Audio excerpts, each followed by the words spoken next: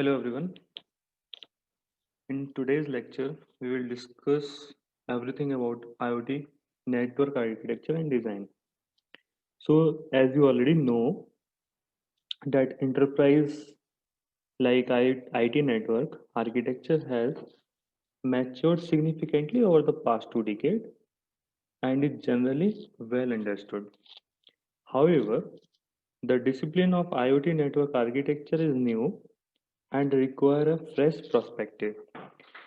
It is important to note that while some similarities are there between IT and IoT architecture, for the most part, the challenges and the requirements for IoT systems are radically different than IT.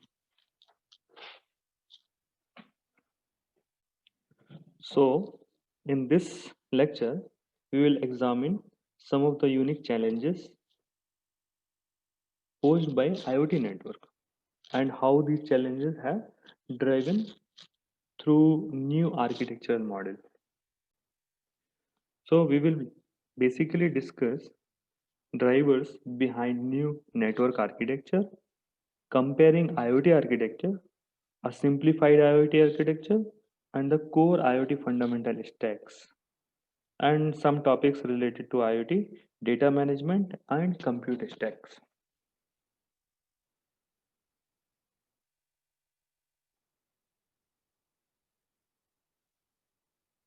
So first we will discuss about drivers behind new network architecture. So if I talk in brief manner, I can I can say that my network architecture of IoT will be dependent upon these five parameters. One is scale, security, constrained devices and network, data, and legacy device support. So we will discuss one by one these points. So the first challenge is scale. The scale of a typical IT network is on the order of several thousand devices, typically printer, wireless devices, laptops, server, and so on are there in that IT network. The traditional three-layer campus networking model supporting access, distribution, and core we already understood. But now consider what happens when the scale of network goes from few thousand endpoints to million or billions. How many IT engineers have ever designed a network that is intended to support millions of routable IP endpoints? Rarely, they are rarely existing. Okay, those IT engineers. This kind of scale has only previously been seen by tier one service provider, that is your internet service provider in practical case. So basically, for this challenge, IoT introduces a model where an average size utility factor, transportation system, or city could be easily be asked to support a network of this scale. Based on the scale requirement of these orders, IP version 6 is the natural foundation for IoT network, which we think of that IT sector will always also get benefited.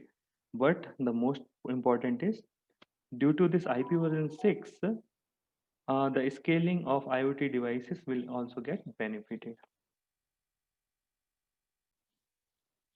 The next challenge is security. So it is often been said that if the World War III break out, it will be fought in cyberspace mainly. So we have already seen evidences of target uh, attacks using vulnerable network machines. Such outbreaks you have seen in basically programming logic controller system. They are mainly get attacked. So mainly security system is a major issue, and traditional models of IT security are simply not designed for the new attacks. Okay, so IoT systems require consistent mechanism of authentication first, encryption second, and prevention technique that are understood by various industrial protocols and can respond to attack on a crucial timing. For optimum security, there are few points like IoT system must be able to identify and authenticate all the entities involved in the IoT services, like you can say gateway, endpoint devices, home networks, roaming network, and services platform. Second, we can say that IoT system must ensure that all user data shared between the end devices and back-end application need to be encrypted. Third, we can say that um, all IoT systems must comply with the local data protection so that all the data protected should be protected and stored in a correct place. In addition, we can say that IoT system must utilize an IoT connectivity management platform and establish some rules based security policies. We can also say that IoT system must take holistic and network level approach to security. The next challenge is device and network constraint.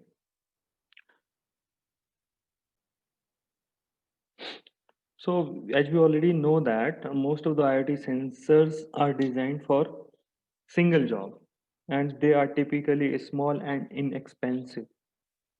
This means that they often have limited power. They use limited power. Limited means very small amount of power.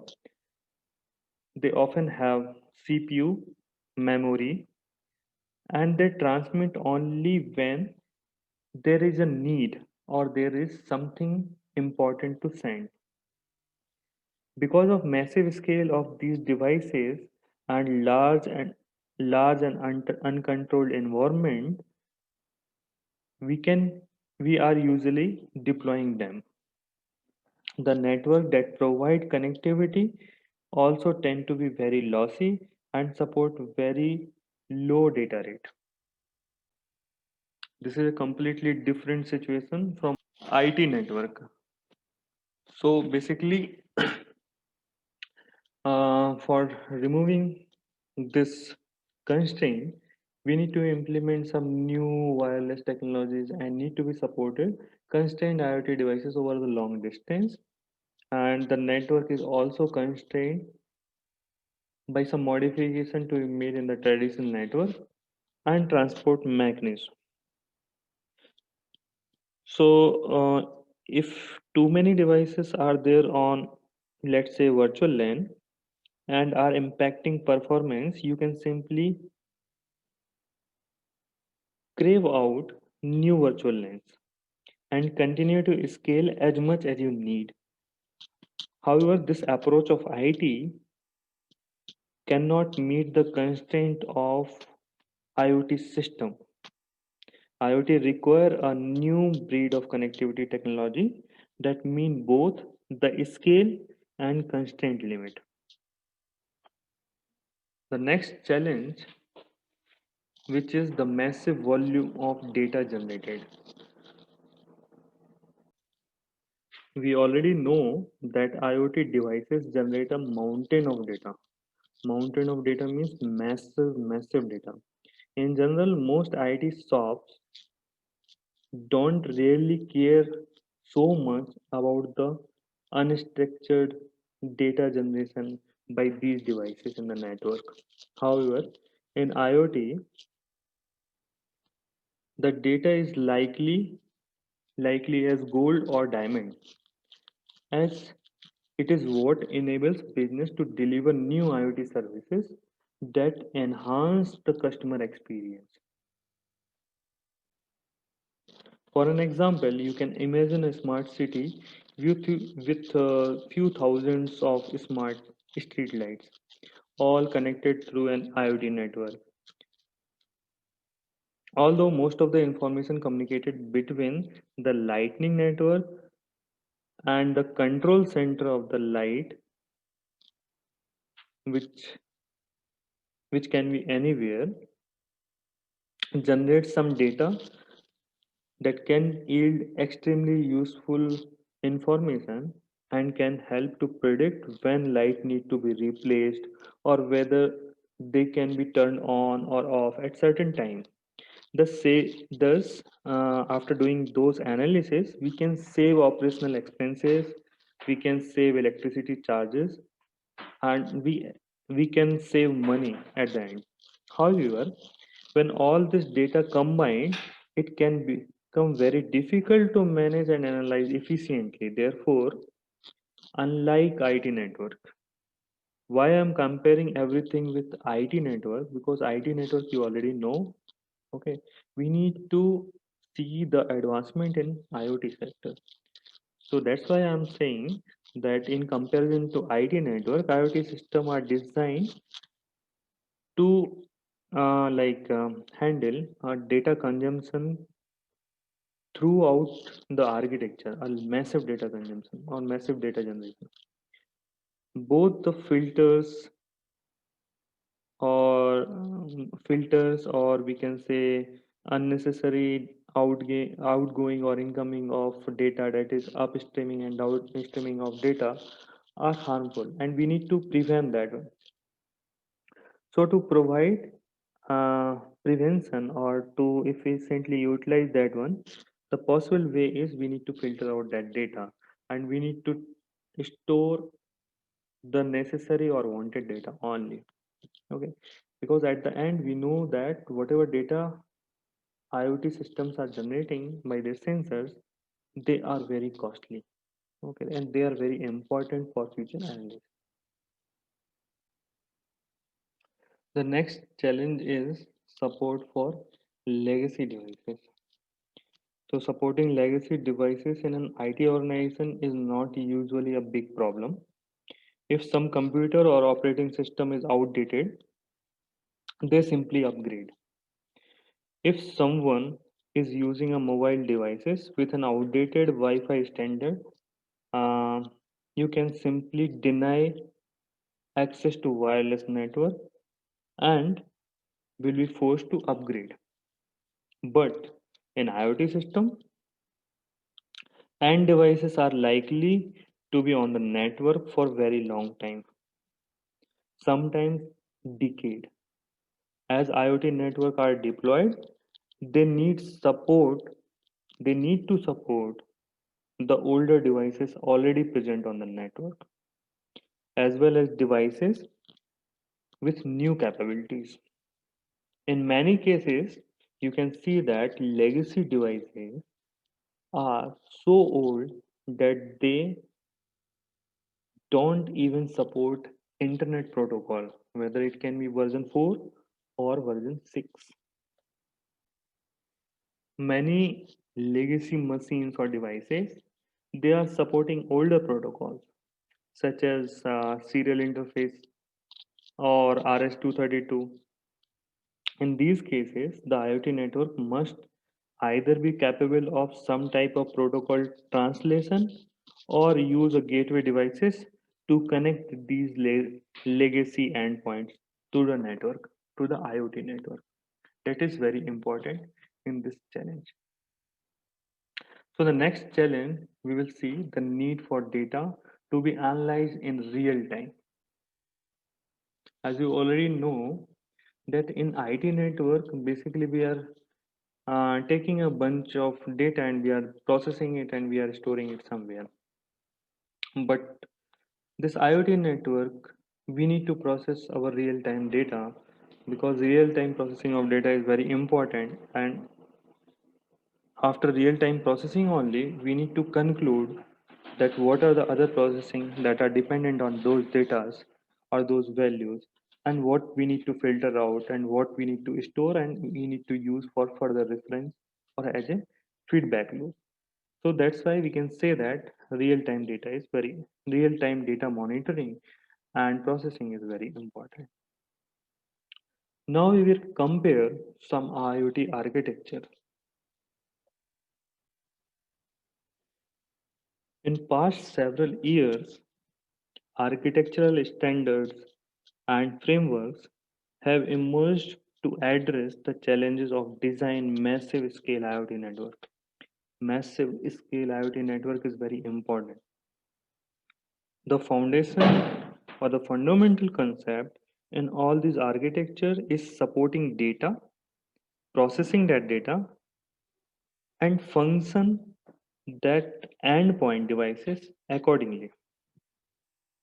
To the best known architecture, there are two categories.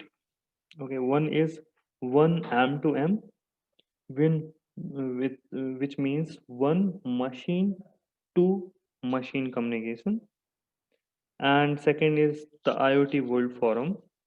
In short, we are calling it as IoTWF. So we will now discuss these two things. Okay, one is one M2M IoT standard architecture, and second one is IoT World Forum standard architecture. So the first thing we will discuss is one M2M IoT standard architecture. So in effort to standardize the rapidly growing field of machine to machine communication, the European Technology Standard Institute, that is ETSI, creates a one M2M technical committee in 2008. The goal of this committee was to create a common architecture that would help accelerating the adoption of M2M applications and devices. The one M2M architecture divides IoT functions into three major domains: the application layer, the service layer, this one is the service layer, and the network layer. While this architecture may seem simple and somewhat generic at the first glance, it is very important to prompt the relation through IT friendly APIs that supports a wide range of IoT technologies. So let's go one by one through all those three layers. The one M2M architecture gives a major attention to connectivity between devices and their application.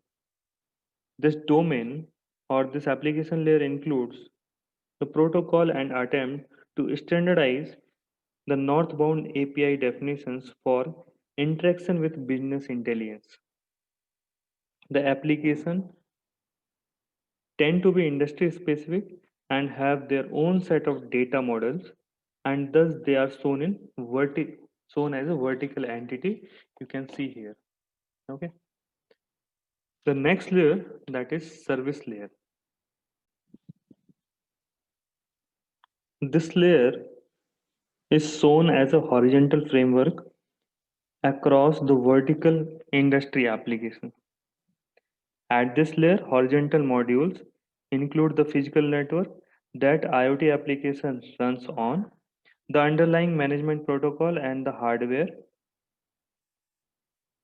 A critical objective of one M2M is to attract or actively involve organizations from M2M related businesses,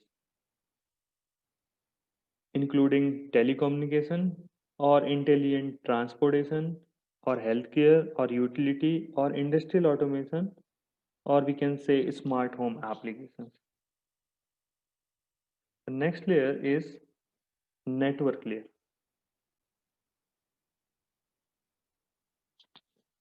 So this network layer is a communication domain for the IoT devices and endpoints. It includes the devices themselves and communication networks that link them.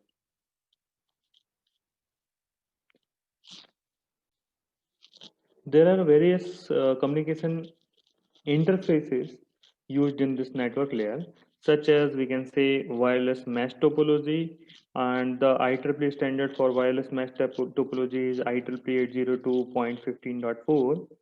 We can say communication interfaces can be wireless point to multi-point system, and that is governed by IEEE 801.11 AH.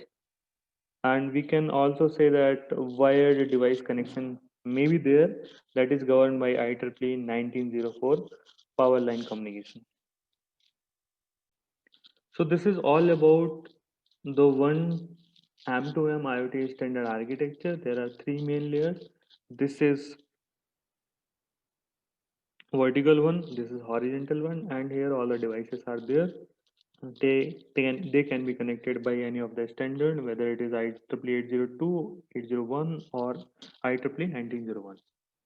So now we'll move on to another standard architecture, that is the IoT World Forum standard standardized architecture. So in this IoT World Forum standardized architecture, there are 7 layers, and it started with the year 2014, when IoT Architectural Committee, led by Cisco, IBM, Rockwell, Automations, and other companies, they published 7-layer architectural reference model, and that is this one. And this is totally different from OSI 7-layer model. So while various IoT reference model exist those time, the one put forward by the IoT World Forum is this one, which is clean, simplified perspective on IoT and includes edge computing, the main important one, edge computing, data storage, and access. So here you can see that the 7 layers, from these 7 layers, the first layer is physical devices and controllers. The second layer is connectivity. Third one is the important one, that is computing, data accumulation, and then data abstraction, application, and collaboration and processes there. So we will now go one by one through each of these layers.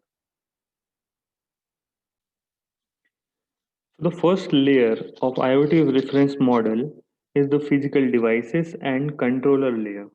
This layer is a home to things in the Internet of Things, include the various endpoint devices and sensors that send and receive information. The size of these things can range from almost microscopic sensors to a giant machine in a factory. Their primary function is to generate data and being capable of doing inquiry or can be controlled over the network.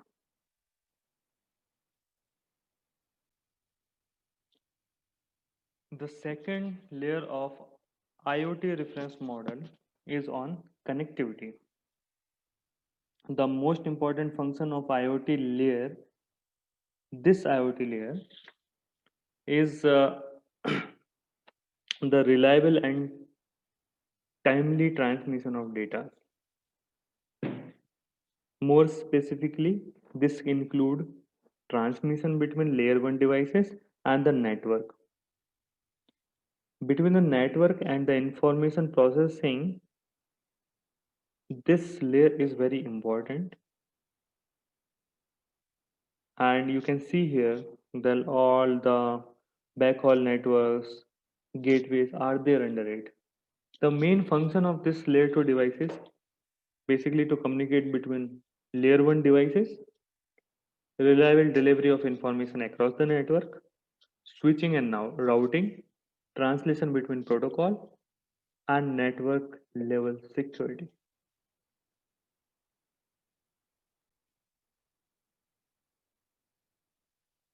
Edge computing is the role of layer 3. Basically, edge computing is often referred to as fog layer, and we can say as fog computing. The term fog computing we will discuss later on.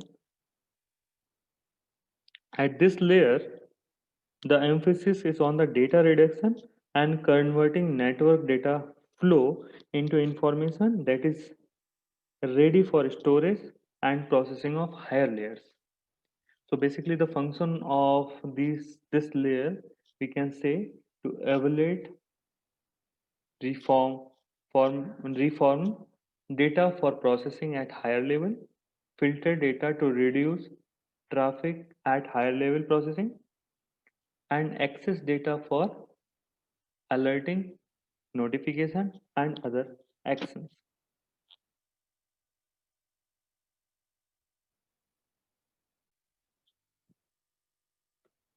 The fourth layer is basically data accumulation, and in other words, we can say as a storage also. The function of this layer is to capture data and stores it, so it is usable by applications when necessary, and convert event-based data into query-based processing. The fifth layer is data abstraction, and the function of this layer is to reconcile multiple data formats and ensure consistent semantics from various sources, confirm that the data set is complete, and consolidates data into one place or multiple data stores using virtualization. The sixth layer is application layer. The function of this layer to basically interpret data using software application. Applications may monitor, control, and provide report based on analysis of data. The seventh layer is collaboration and processing. The function of this layer is to consume and share the application information. So here we can see that IT and OT responsibilities in IoT reference models are different. So these are the seven layers of IoTWF. And if we compare IoT and IT, then we can see here there that one common layer is there. That is the fourth layer. So the IoT system have to cross several boundaries beyond just the functional layer. The bottom of the stack is generally in the domain of OT.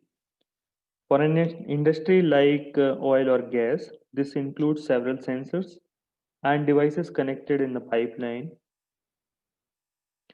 The top of the stack is in the IT area and include things like servers, database, and application, all of which run on a part of the network controlled by IT. In the past, IoT and IT have generally been very independent and had little need to even talk to each other. But now the scenario is totally changed, and we need some interface between IoT and IT network. Apart from these two standard architectures, there are several other models. So now we will discuss those models. The first one is the first one is Purdue model for control hierarchy.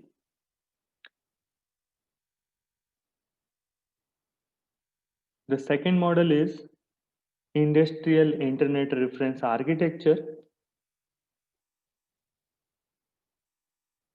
The third model is Internet of Things architecture, that in short we are saying that IoT A. Okay, so these are other models which the study of these models is also important, but basically the important models are the first two, that is M2M model, standard model, and IoT World Forum standard model.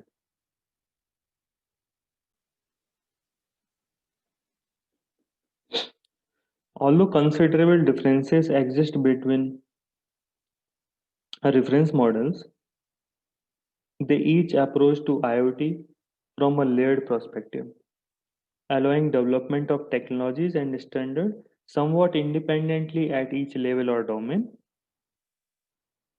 The common thing between these frameworks is that they all recognize the interconnection of IoT and devices to a network that transport the data where it is ultimately used by various applications, whether at data center or in a cloud or at various management endpoints throughout the stack. So in general, we can say that core IoT functional structure having three things, that is application, communication and things, which we have already seen in M2M communication or M2M architecture. And the second part where IoT data management and compute stacks are there, we will discuss cloud, fog and edge. If we categorize it further, so we can say that this application layer we can divide again into two parts, that is vertical specific app or analytics.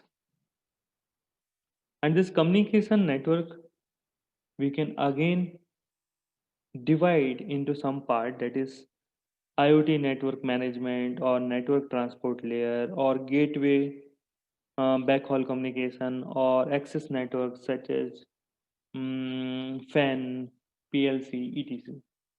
So which you can see in this diagram, the subdivision of those layers. Now we will discuss the core IoT fundamental stack. And in this core fundamental IoT stack, the first thing we need to know is things layer. And these layers are basically we can relate from this core IoT functional stack. So the bottom one where sensors and actuators are there, we are going to discuss that one. So in this things layer, the physical devices need to fit.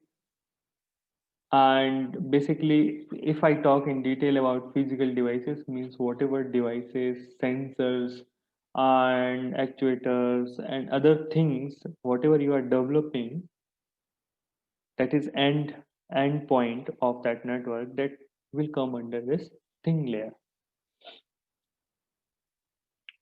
The second layer, which is communication network layer, this communication network layer we can further divide into access network sublayer, gateway and backhaul network layer, network transport layer, and IoT network management sublayer. So basically, this access network sublayer is typically made up of wireless technologies such as 802.11ah, 802.15.4G, or LORA. The sensors connected in this sublayer are for accessing the network, and they can be also in a wired form. The second one is gateways and black hole network sublayer, which is a common communication system, organizes multiple smart objects in a given area around a common gateway. The gateway communicates directly with the smart object. The role of this gateway is to forward and collect information through a long range medium to a central station where information is processed and collected. The third thing is network transport sublayer under communication network layer. So for communication to be in a successful manner, the network and transport layer protocols such as Internet Protocol, in short we are calling it as IP, and UTP, that is User Datagram Protocol, must be implemented to support the variety of devices to connect and share media for various uses. The last thing under communication network layer is IoT network management sublayer. So some additional protocols must be in place to allow the application to exchange data with sensors. For an example, we can say COAP and MQTT. Those are some additional protocols under this IoT network management sublayers. And the last layer is application and analytics layer. So we have already discussed this layer, and now we can move to a very detailed discussion of these three layers one by one. The first thing we will discuss is about layer 1, that is things layer, and we will see what are the things we can connect under this layer. So this things layer, in another word we are calling, other word we are calling it as sensors and actuator layer also.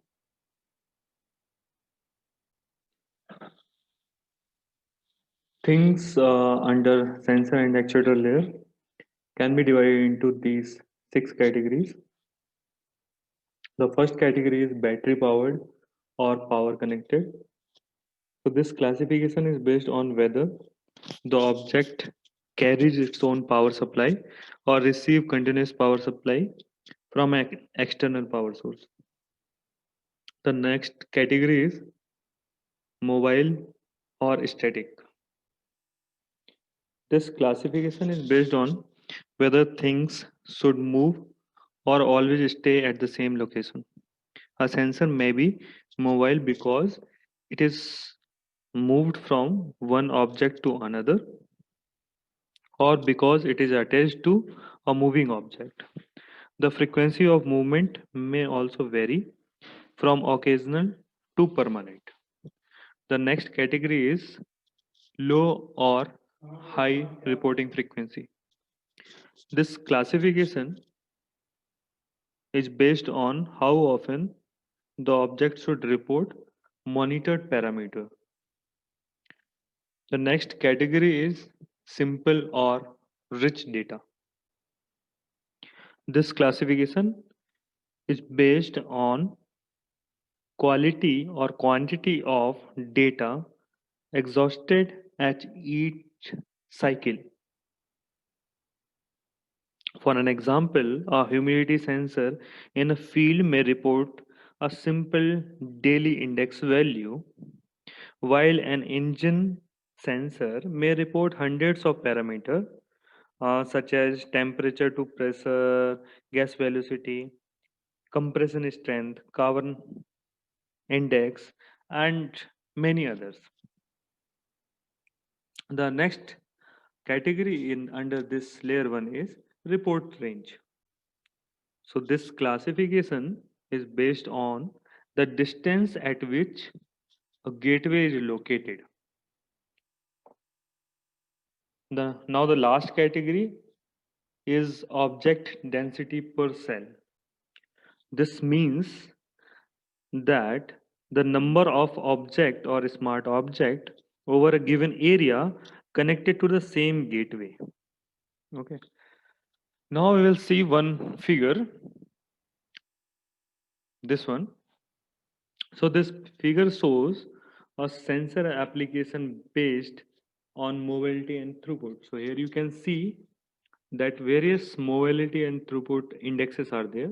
Means we can combine four possible ways, either with low mobility and low throughput, low mobility and high mobility and low throughput, and high mobility and high throughput.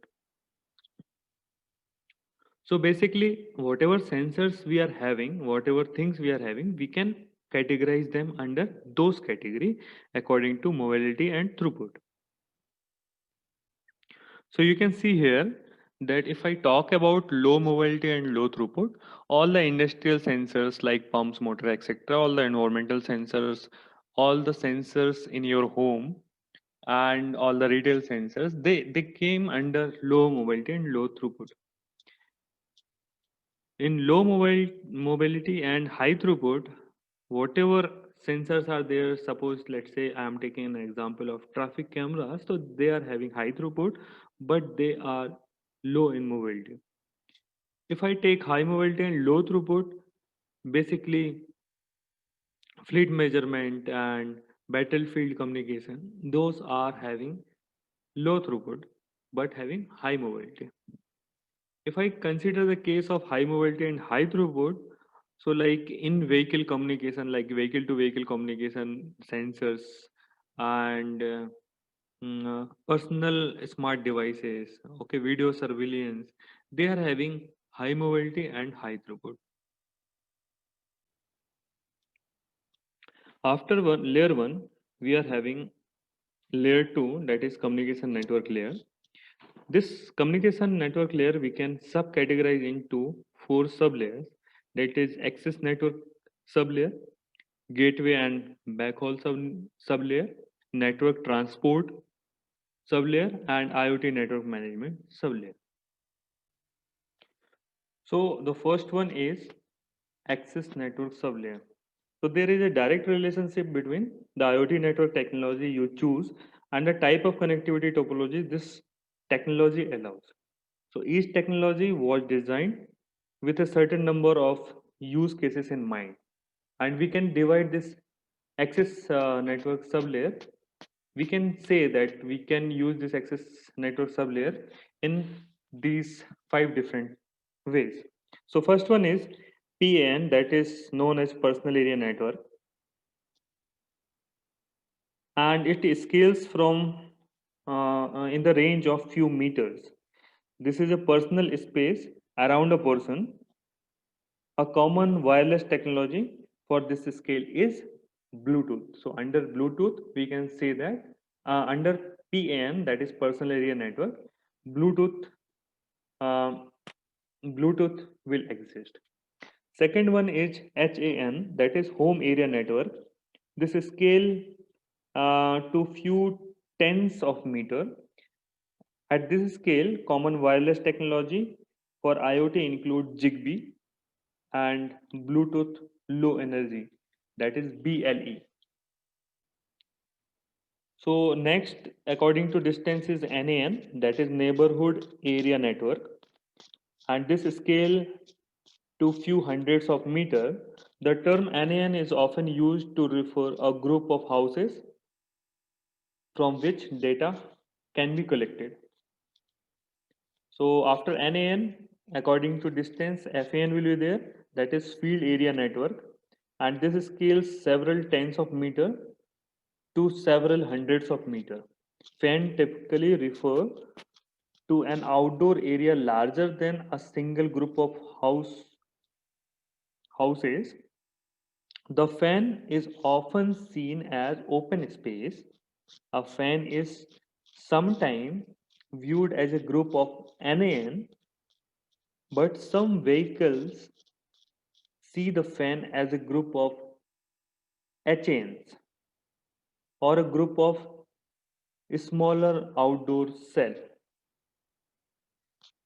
As you can see, fan and NAN may sometimes be used interchangeably.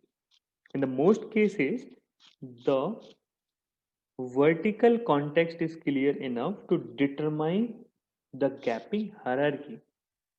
And the last one, you already familiar with this, that is LAN, which is local area network, and this scale up to hundreds, 100 meter. This term is very common in networking, and it is therefore commonly used in IoT space when standard networking technology such as Ethernet or IEEE 802.11 they are used. Other networking classifications such as MAN, that is Metropolitan Area Network, with a range up to few kilometers, and WAN, that is Wide Area Network, with a range of more than few kilometers, are also commonly used when we are discussing IoT. So after discussing this access network layer, sublayer under layer 2, that is communication network layer, the second sublayer is gateway and backhaul sublayer. So if I discuss about gateway and backhaul sublayer, the technology under it is Ethernet, Wi-Fi, that is Wi-Fi based on 2.4 gigahertz frequency and 5 gigahertz frequency, 802.11 AH, that is Hello W, or Wi-Fi in sub 1 gigahertz frequency. Wi-Fi Max standard for this is IEEE 802.16, and cellular communication, that is LTE. Okay. So if we talk about range and their types, so basically Ethernet we already know that it is a wide type, and the maximum range is 100 meter. Wi-Fi is a wireless type.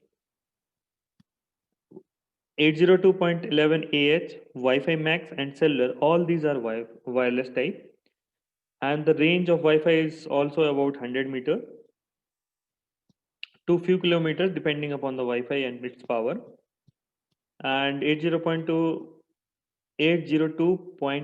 AH having the range of 1.5 kilometer, or if we change the frequency, it is having the range of 10 kilometer also, and Wi-Fi Max having the range up to 50 kilometer and as a backhaul, and cellular having range up to few kilometers. So this is the architectural consideration for Wi-Fi Max and cellular technology. They are having the largest range and they are covering almost major portion in wireless communication. So after the discussing the type, range, and technology under gateway and backhaul sublayer, the next sublayer is network transport sublayer.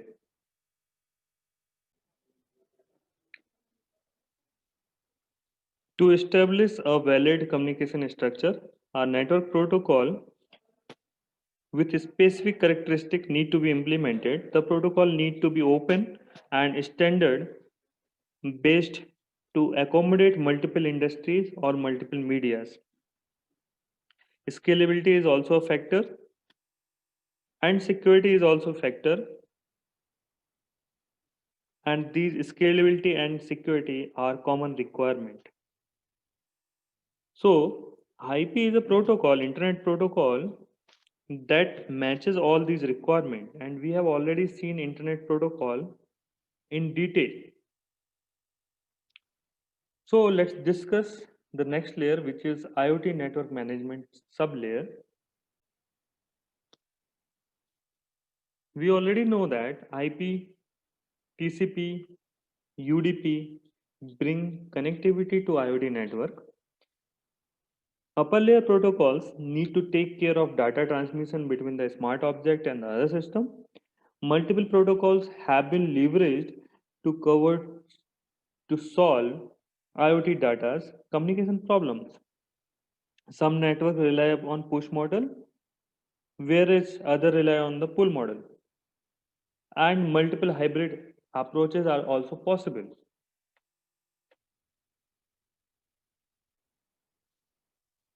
Now, after discussing all the sublayers of layer 2, we will discuss layer 3, that is application and analytics layer.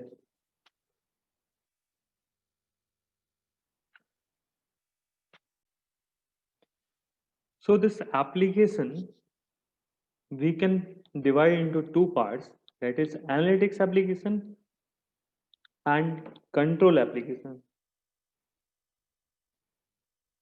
So this analytics application is a type of application collects collects data from multiple smart objects, process the collected data, and displays information resulting from the data that was processed. Controlled application, on the other hand, is a type of application that controls the behavior of a smart object or the behavior of object related to the smart objects. On the other hand, this analytics we can divide into two parts. One is data analytics. This data analytics is a type of analytics process that process the data collected by the smart object and combines it to provide an intelligent view of related IoT system. On the other hand, this network analytics in most of the IoT system are built around a smart object and they are connected to a network. A lossy or loss or degradation in connectivity is likely to affect the efficiency of the system, and these losses can have dramatic effect on the system. Next one is data analytics, and it is undoubted a field where the value of IoT is booming. Almost any object can be connected, and multiple types of sensors can be installed on a given object. Collecting and interpreting the data generated by these devices, where the value of IoT we can realize.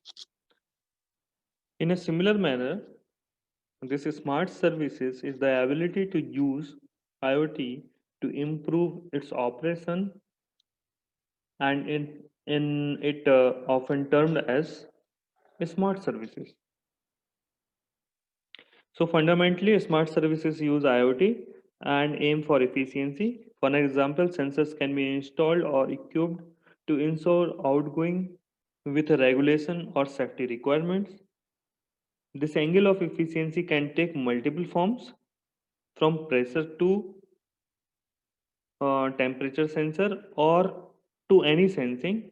It depends upon the hazardous areas wherever we want to detect various situations. That can be a situation of weight threshold or a situation for detecting violations of traffic rules or violation of speed rules.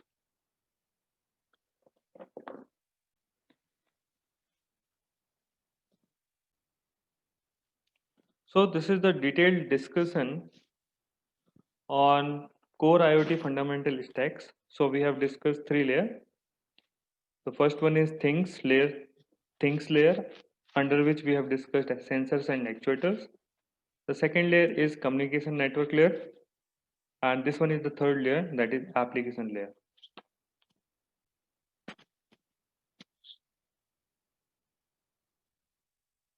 Now we will discuss one most important thing, that is fog computing. And after this fog computing, we will discuss what is edge computing. So there are two types of computing, basically fog computing, computing, and the last one is cloud computing. So we will discuss all these three types of computing. So let's start with fog computing. The concept of fog computing or fog was first developed by Fabio and Rodolfo, and they are a part of Cisco Systems. In the world of IoT, fog gets its name from a relative comparison to computing in the cloud. Just as a cloud, if we say cloud exists in sky, we can also say fog rests near the ground. In the same way, the intention of fog computing is to place resources as close to the ground. That is the Internet of Things devices. An interesting side note is that the term fog was actually coined by or named by Ginny Nichols and Rodolfo Weiss. They are not working directly in the field of IoT, but they have clear idea that they can give two names or they can discuss differently on two names. One is cloud computing, another one is edge computing, and they can differentiate cloud and edge computing with the fog one. And in their research, they are calling it as a fog layer. And from that research onwards, we are calling it as a fog computing. The advantage of this structure, the whatever structure you are seeing on your screen, this structure is basically a data management and compute stack with fog computing. So the advantage of this structure is that the fog node allows intelligence gathering and control from closest possible point. It allows better performance over constrained network. Fog applications are as diverse as internet or internet of things itself. What they have in common is data reduction, that is monitoring or analyzing real-time data from network and then initiating an action. That action can be locking of a door, changing equipment settings, applying brakes of a train or car or a bus, zoom in and zoom out a video camera whenever needed, opening of a valve in response to some pressure or temperature reading, creating a bar chart, or sending an alert to a technician to repair or to replace any equipment in an industry. So in this data management and compute stack, you can see here that various or millions or billions of smart objects are there. They are connected by a fog layer through core IP version 6 layer or IP version 6 network to a data center or cloud. The main characteristic of this fog computing are location awareness and low latency. The delay will be less because we are installing this cloud center or data center near to our smart object. Second characteristic of this fog computing is geographic distribution because centralized cloud is there. Third characteristic can be deployment near IoT endpoints. Fourth characteristics, we can say wireless communication between the fog and IoT endpoint. Fifth characteristic, we can say that it can use for real-time interaction. After this fog computing, we will see the second type of computing, that is edge computing.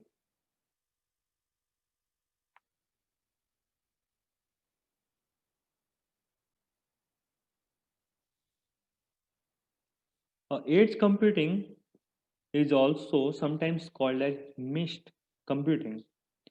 If we can say that cloud exists in sky but fog sits near the ground, then mist is something what actually sit on the ground. Thus the concept of mist is to extend fog to the further point possible right into the IoT endpoint devices itself. So here you can see the hierarchy of edge, fog and cloud. across an IoT system. So by seeing this diagram, we can conclude 3 points. The first point can be the most time sensitive data is analyzed on the edge or fog node closest to the things generating the data. The second point, we can say that data that can wait second or minute for an action which passed along to a neighbor node for analytics and reaction. The third point, we can say that data that is less time sensitive is sent to cloud for hierarchical analysis, big data analytics, and long term storage.